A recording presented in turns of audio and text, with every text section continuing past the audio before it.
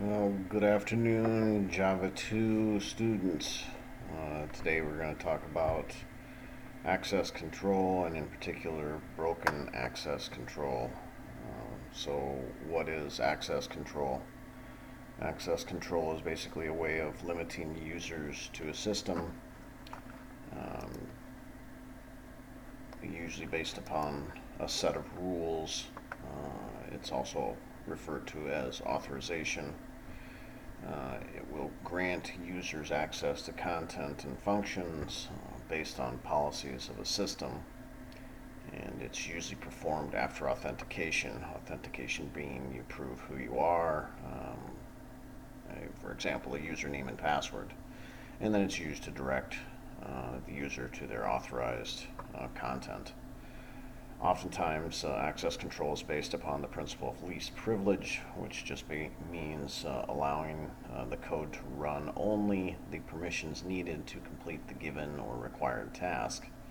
Some different types are network access at the host, physical access, restricted access functions, models being discretionary, mandatory, RBAC, role-based, ABAC, access-based access control.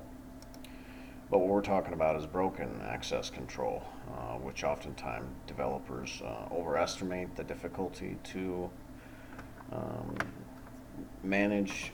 Imagine that as we're too busy writing all the code.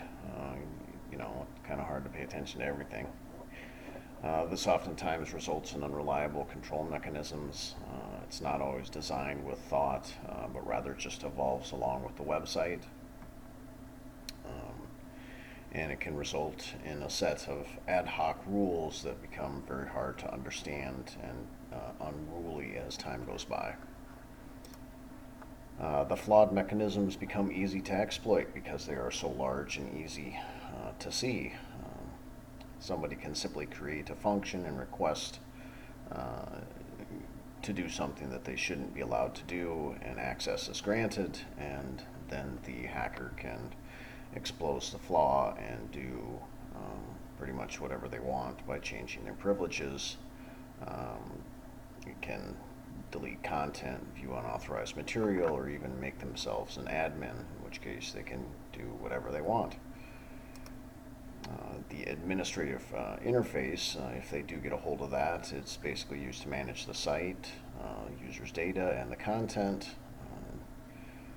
This would be a prime target for hackers to use to take advantage of broken access control.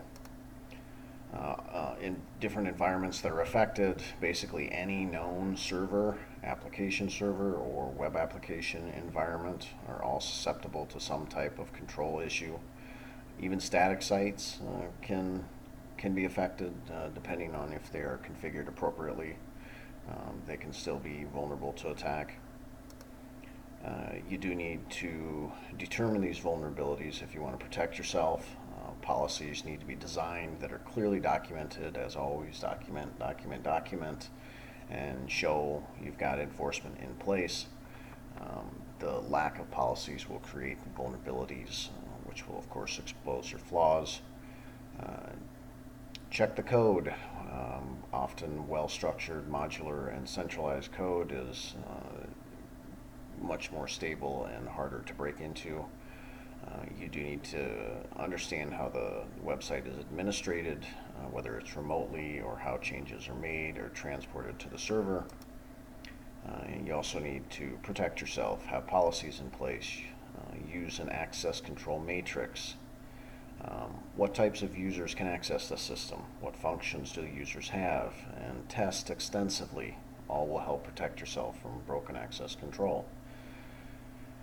Some access control issues, insecure IDs, forced browsing, past access control rights, path traversal, file permissions, and silent side caching. Application layer security components are also another component. It needs to be configured correctly. Most understand exactly you must understand, must understand exactly what access control assistance component can provide for you with your site's security policy and what it cannot deal with, which is going to result in some custom code. the administration functions. You need to pay attention to those as this is a prime candidate for how people will take advantage of broken access control. Never allow the admin access right through the front door of the site if at all possible, and to use a VPN if at all possible. That concludes this presentation. Thank you very much. Have a nice day.